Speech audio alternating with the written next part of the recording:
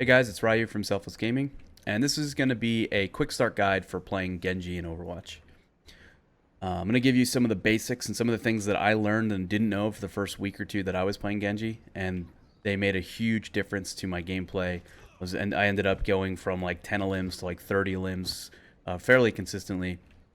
They also let me stay alive longer, and they let me have better ults. So hopefully these are things that you can use in your gameplay as you start to play Genji.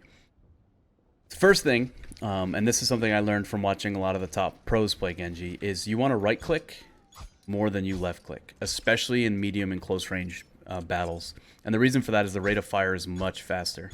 And you'll notice that the middle shuriken is always going to go to where the crosshair is anyway. So you can still jump around and aim at the head like that, even at a medium range, and you can still do a ton of damage. The best Genjis are the ones that are going to be able to get kills without having their ult. You'll find, especially in competitive play in the 50 to 60 range, the average Genjis, they won't kill anything until they have their ult. They're just not going to be effective. And you don't want to be that type of Genji. You want to be a Genji that's consistently dealing damage and picking off players and making plays start to finish. You don't want to be the one that has to wait till he gets his ult to then go in and get 2 or 3 kills. The other thing is when your cooldown for your dash, or when your dash cooldown expires, you can use that to escape. And it's important to remember that it expires on a kill. So if this training bot's really low HP, I can dash in and kill him, get my dash back, and then dash away. And you'll notice that a lot of the best Genjis are going to do that. It allows you to stay alive longer, and it allows you to then use that extra lease on life to get more kills, which hopefully then feeds into your ult. The next tip I would give you is that when you ult, you don't want to do what I did the first couple weeks, which is rough, where you ult and then you like stay on the ground and you're just like running. You're like a ground Genji. You're just running back and forth and trying to kill everything.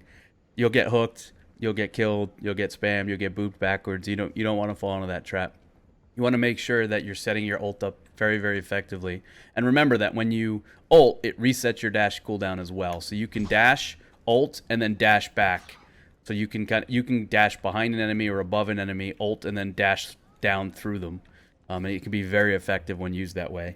The other thing that I don't think people realize is the range for a Genji ult's actually pretty impressive. Like, I don't have to cross this line to be able to hit both of these players, or both of those training bots. I mean, that's a pretty good range. When I first started playing Genji, I thought I had to be like this close, like almost within, probably I would say, melee range. And that's not true. You don't actually have to be that close. So it's something you should keep in mind, and you want to make sure you're being evasive. So that same distance and range that you had from here, you can do that from above.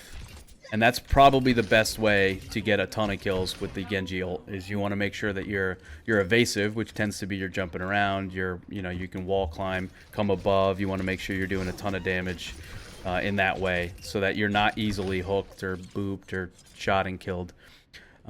And one other thing I'll tell you, when you're Genji and you ult, you're going to have the team ult in response very consistently. They're going to try to counter your ult because they know how powerful your ult is. They don't want you to wipe 2 or 3 or 4 of their team. So a lot of times when I'm Genji, depending on how we're playing it, and if I'm using my ult kind of pre-res, assuming their Mercy's going to get a res off, I'm using it with an expectation that the Lucio's going to ult back, or that a Roadhog's going to ult and try to blow me backwards, or that some other ult, a Zenyatta, is going to pop his Transcendence in the middle of a team fight and prevent me from getting kills.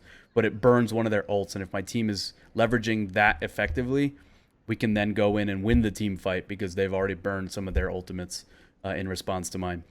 The other thing is, if you save it for post-res, assuming the Mercy gets the res off, you can then very quickly, because you can see where all the players are, pick the target you want to target. Generally people 200, 250 HP and less. You don't really want to ult on a tank as a Genji. But you want to pick off that soldier, you want to pick off the Pharah, you want to pick off those players, and then dash in and do as much damage as you can post-res because you can see where the players are. And the last thing I'll say is that good aim is going to set up all of it. If your aim is good with Genji, you get used to the projectiles, the shurikens themselves. You're going to get your ult faster. You're going to be able to get more kills without the ult. And then with the ult, you're going to have it more frequently. So it's not something I can say like go in a server and practice X, Y, or Z for 5 hours a day and your aim will get good, because it's just not one of those things. It's something that's going to come to you over time.